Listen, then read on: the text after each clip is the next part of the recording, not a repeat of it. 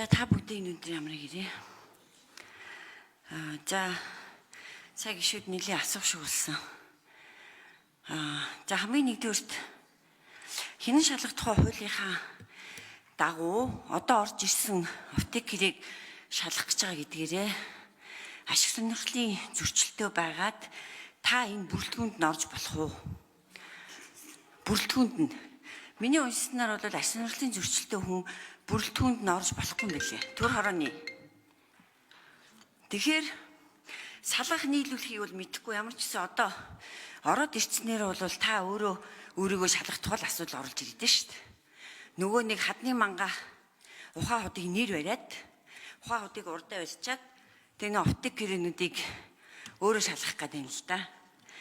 Та 5 жил ажиллахдаа шалгахгүй юу хийж исэн юм бэ?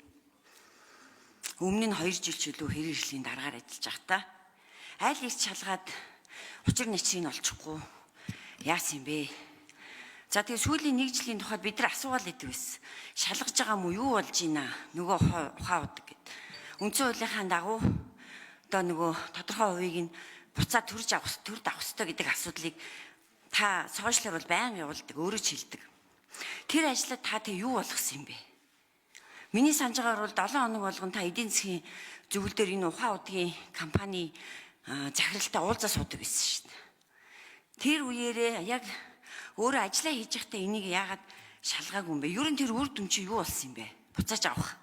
Тэр асуудал. Нөгөө үндсэн хуульд нийцүүлэх. Хоёр дахь асуудал. Нэг дахь асуудал та бүрэлдэхүүнд нь орж болж байгаа мó гэх. За одоо ингээд ярихаар та одоо дахиад ухаан удгийг шалгуулахгүй гэдээ унлаа.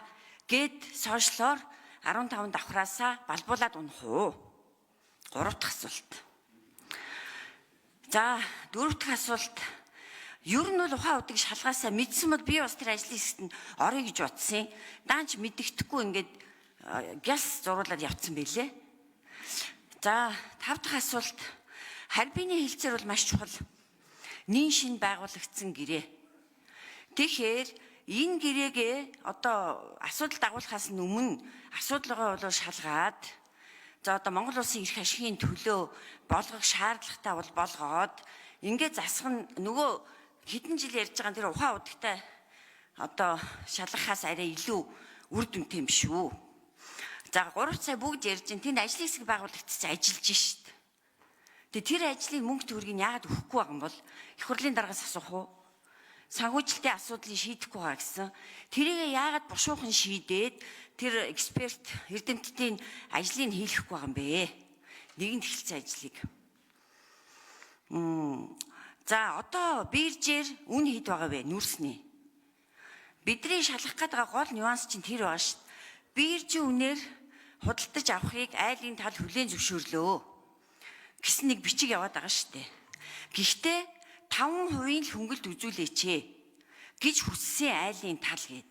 Өөрөөр хэлбэл биржийн үн хэд байгаа $100 байлаа гэхэд 5% хөнгөлөөд 95. Одоо бараг 120 байгаа баг. Тэгэхээр 100 гаруй доллараар зарах ийм боломж байсан биш үү? Тэрийг аль шатанд нь хэн болиулаад өнөөдөр $57 зараад байгаа юм бэ? Гэдэг асуудал яригдчихэж байгаа шүү дээ.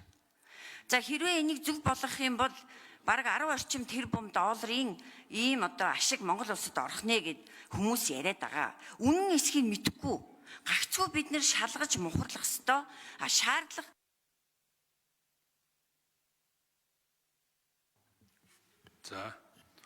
За хоёрд нь гишүүн хариулъя.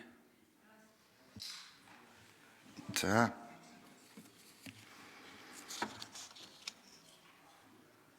Би бас таныг орж ирэхээс өмнө ярьж ирсэн.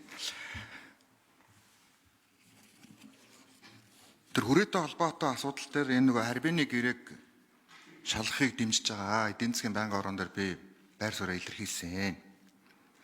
Тэрийг нэгтлэх нь бол зүйтэй. За харьбинтай холбоотой асуудлыг бас ингээд ярьж байгаа учраас харьбины энэ гашуун сухад ганц модтой холбоотой ингээд түүхийг та бас сайн судалвал танаа намын одоо хоёр ерөнхийлөгчтэй их холбоотой юм асуудал болж хувирдаг шүү. Энэ өөрөө юу вэ гэхээр 2014 онд Элбэг дөрж ерөнхийлөгчийн үед гэрээ хийцэн.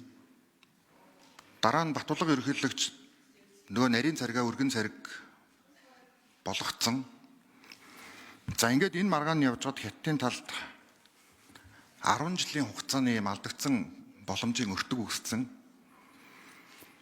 За энийг одоо мухар төмөр зам тавьсан яаж холбох вэ гэдэг л ийм асуудал байсан. Тэгээд тухайн үед ярьжсэн тэр нөхцлөөсөө битгийд ордуулаач.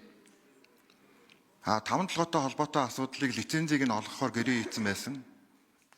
Тэрийг болио.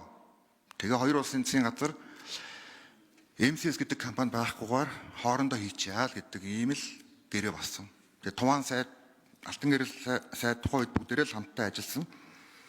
Тэгэхээр энийг бол нэгтлээд шалгах бол бүрэн боломжтой. За дээрээс нь нууц бол биш ээ. Энэ зүгээр нөгөө талдаа мэдэгдээл их хурлын гишүүд шууд танилцах юм боломжтой гэрээ шүү гэдгийг та бүхэндээ бас хэлье. Гэхдээ харьбины асуудлыг одоо гаргаж ирж бас энэ ухаан удын асуудлыг хойшлуулах гээд хэрэггүй баха. Эхлээд биш энэ чинь засгийн газар ажиллаж байх үе гэхээр эн чинь бараг 1 жилийн хувьд ахгүй. Тэгэхээр та татгалаад бас юм тохимол мохимлаа цуглуулад материалаа жоохон бэлтгэж настуудтай болов уу гэж бас бодож байна. 7 сараас ахуулаад бид нэр ярьж эхэлсэн. Тэгээ баярлалаа.